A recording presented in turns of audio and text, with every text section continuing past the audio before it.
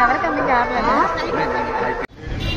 చూస్తే ఈరోజు 14లో కంటే ఇంకా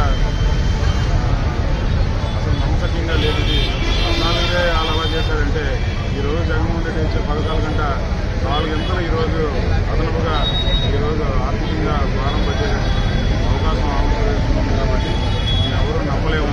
అది కూడా నరేంద్ర మోడీ గారు కూటమిలో ఉన్న టీడీపీ కూటమిలో ఉన్న జనసేన కానీ నరేంద్ర మోడీ గారు ముగ్గురు కూడా ఫోటోలు ఉండవలసిన పరిస్థితుల్లో నరేంద్ర మోడీ గారు నా ఫోటో పెట్టకండి, మీరు పెట్టిన అవాస్తవాలకి రేపు పొద్దున నాకు చెడ్డ పేరు వస్తుంది, మేనిఫెస్టోలో నా ఫోటో ఉండకూడదని మోడీ గారు చెప్పడం, అలాగా గెలలేని పార్టీ కోసం ఎందుకు అని చెప్పేసి మోడీ గారు కూడా ఒక వెనుకడుగు వేయడం జరిగింది.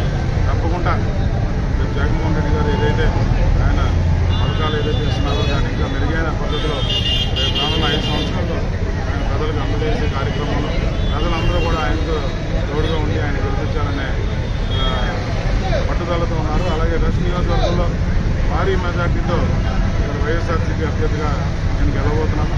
తప్పకుండా మరి ఈసారి వెస్ట్ నియోజకవర్గంలో వైఎస్ఆర్సీపీ జెండా